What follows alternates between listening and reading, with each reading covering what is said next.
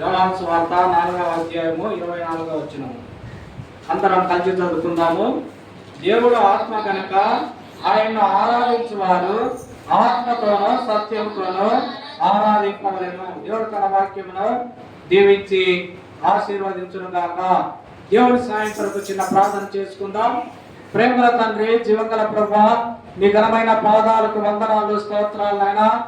ఉదయకాలమున ప్రభువా పాదాల ద్వారా మీరు మహిమ పొందినందుకై స్తోత్రాలు చెల్లిస్తున్నాం. ఈ సమయంలో ప్రభువా ఆరాధన నిమిత్తమై చదవబడిన లేఖన భాగాన్ని కృపలో జ్ఞాపకం చేసుకునైనా నిలబడి నేను నిష్ప్రయోజకుడును, ఎందుకు పనికొన్నట్టు వాడను, దుమ్ము కంటే ధూళి కంటే హీనమైన వాడను కృపలో జ్ఞాపకం చేసుకునైనా నీ ఆత్మతో నింపు, నీ పరిశుద్ధాత్మ శక్తితో నింపునైనా. బలహీనతలు తీసివేయి, బలపరచు.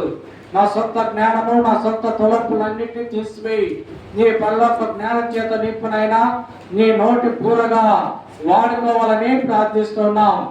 ఎందరైతే ప్రభావ మైకు శబ్దతురంగా ద్వారా నీ మాటలు వింటున్నారనైనా వారిని కూడా మీరు ఆకర్షించుకోవాలని ప్రార్థిస్తూ ఉన్నాం. సహాయం చేసి మీరే మహిమ పొందులైనా ప్రతి ఒక్కరికి వినగల చెవి, గ్రహింపగల మనసును అనుగ్రహించమని, ఘనత మహిమ ప్రభావాలు మీరే పొందుకుంటారని యేసయ్య పేరట అడిగి వేడుకొంచున్నాం తండ్రి, ఆమేన్. క్రీస్తునందు ప్రియులారా, మన వాక్యాంశం ఏంటంటే మన దేవుడు ఎటువంటి వాడు. మన దేవుడు ఎటువంటి వాడంటే మనం చదువుకున్న వాక్యంలో మనం చూస్తూ ఉన్నాము. దేవుడు ఆత్మ కనుక ఆయన ఆరాధించువారు ఆత్మతోనూ సత్యముతోనూ ఆరాధించవలెను. మొట్టమొదటిగా మన దేవుడు ఆత్మస్వరూపి అయిన దేవుడిగా మనం చూస్తూ ఉన్నాం. ఆత్మస్వరూపి అయిన దేవుణ్ణి మనము ఆత్మతోనే ఆరాధించాలి కదా. ఆత్మతో సత్యముతో ఆరాధించాలి. ఆత్మ ఏ విధంగా పొందుకుంటామంటే బాప్తిసము తీసుకున్నప్పుడు మనకు ఆత్మ వస్తుంది కదా. అపోస్తల కార్యములు 2వ అధ్యాయములో మనం చూస్తాము.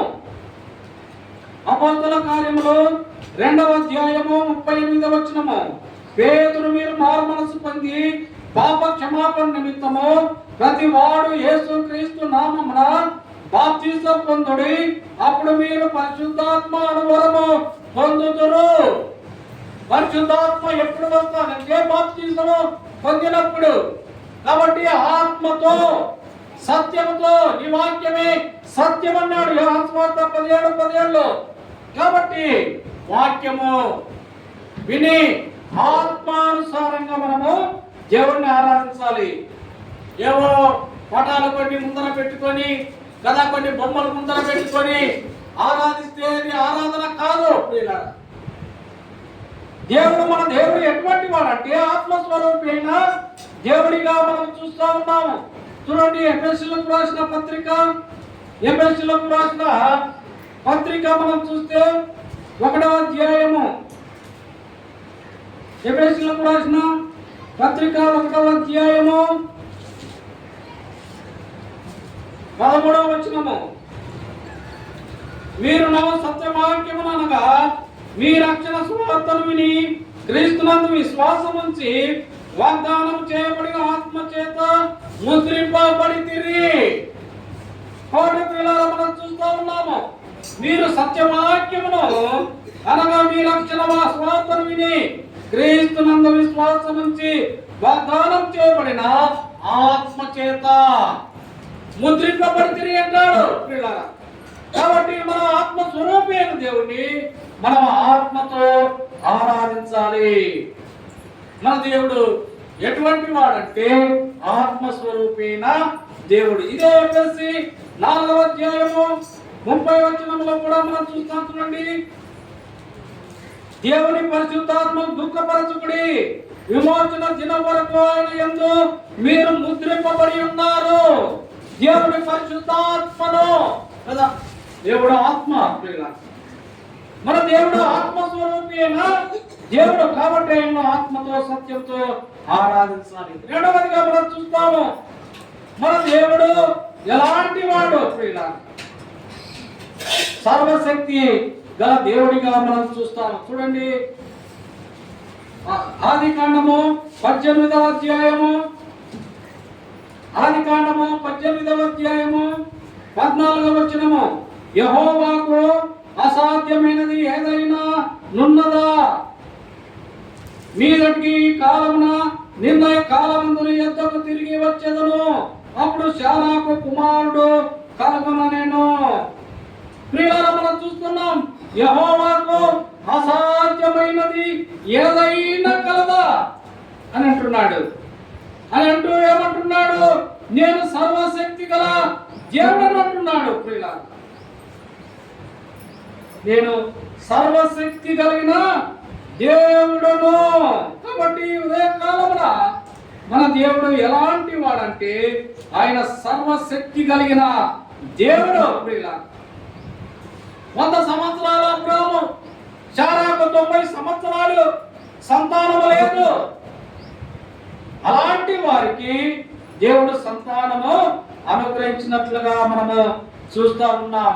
దేవునికి అసాధ్యమైనది ఏదైనా ఉన్నదా అని అంటాడు. ప్రియులారా, ఏది లేదు అసాధ్యమైనది. ఎందుకంటే ఆయన సర్వశక్తి కలిగిన దేవుడు కదా.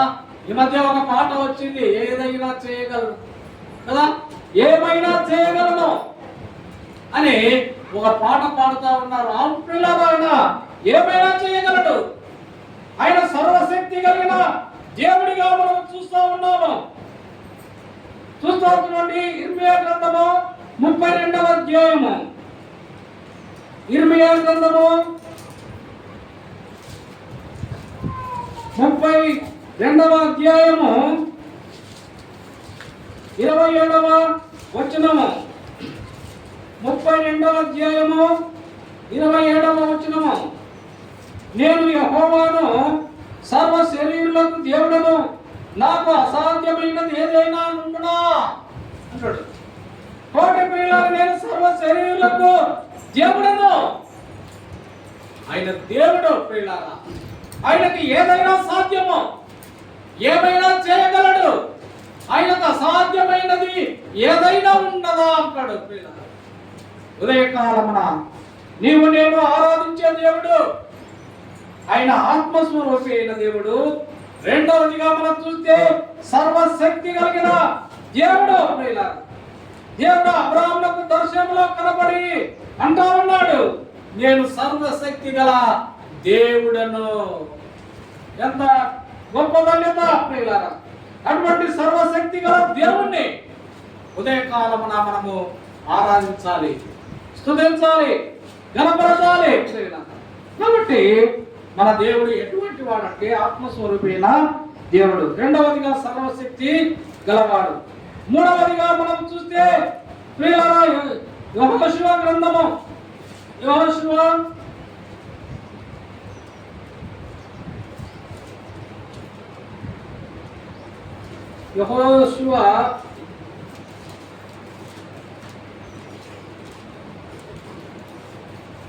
2వ అధ్యాయము, యెహోషువ 2వ అధ్యాయము 11వ వచనము, మేము వినినప్పుడు మా గుండెలు కరిగిపోయెను. మీ దేవుడైన యెహోవా పైన ఆకాశమందును క్రింద భూమి అందును దేవుడే. మీ ఎదుట ఎట్టి మనుషులకైనను ధైర్యం ఏమాత్రమును ఉండదు. కాబట్టి మనం చూస్తూ ఉన్నాము కదా, అన్ని స్థలముల యందు నిండి ఉన్నవాడు మీ దేవుడు పైన ఆకాశమందును క్రింద భూమి అందును దేవుడే అని ఇక్కడ అంటున్నట్లుగా మనము చూస్తూ ఉన్నాము. ప్రియులారా, మేము విన్నప్పుడు మా గుండెలు కరిగిపోయెను అని ఐగుప్తీయులు అంటున్నారు. ప్రియులారా, ఐగుప్తీ ప్రజలు అంటున్నారు, మేము విన్నప్పుడు మా గుండెలు కరిగిపోయెను. మీ దేవుడైన యెహోవా పైన ఆకాశమందును క్రింద భూమి అందును దేవుడే. మీ ఎదుట ఎట్టి మనుషులకేనో ధైర్యం ఏమాత్రమును లేదు.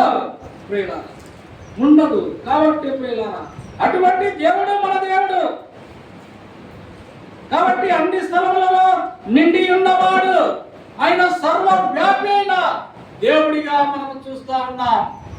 అంత గొప్ప దేవుణ్ణి నీవు నేను కలిగి ఉన్నాం కాబట్టి ఉదయకాలమున నీవు నేను ప్రభును ఆరాధించాలి, ప్రభును స్తుతించాలి. చూడండి 139వ కీర్తన మనం చూస్తాము. 139వ కీర్తన.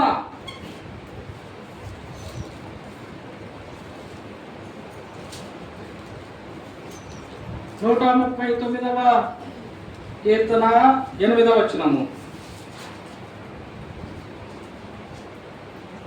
నేను ఆకాశంలోకి ఎక్కినను నీవు అక్కడలో ఉన్నావు, నేను పాతాళమందు పండుకొనినను నీవు అక్కడలో ఉన్నావు. నేను వేకువ రెక్కలు కట్టుకొని సముద్ర దిగంతములో నివసించినను అక్కడను నీ చేయి నన్ను నడిపించును, నీ కుడి చేయి నన్ను పట్టుకొనును.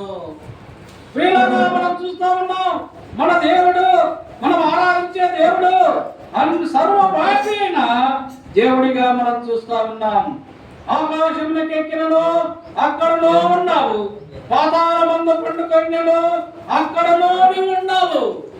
ఆయన అన్ని చోట్ల ఉన్నటువంటి వాడు, అన్ని సమయాలలో అన్ని ప్రభావం ఉన్నటువంటి వాడు మన దేవుడు. కాబట్టి ఉదయకాలమున మనం ఆరాధించే దేవుడు, మనం స్తుతించే దేవుడు ఎటువంటి వాడంటే మొట్టమొదటిగా ఆత్మస్వరూపి అయిన దేవుడు, రెండవదిగా సర్వశక్తి గలవాడు, మూడవదిగా మనం చూస్తాము ఆయన సర్వవ్యాపి అయిన దేవుడిగా మనం చూస్తాము. కోటి ఉదయకాలమున మనం ఆయన్ను ఆరాధించాలి. కోటి ప్రియులారా, ఉదయకాలమున అటువంటి దేవుణ్ణి మనము ఆరాధించాలని ప్రభుపేట మనము మనవి చేస్తా ఉన్నాను.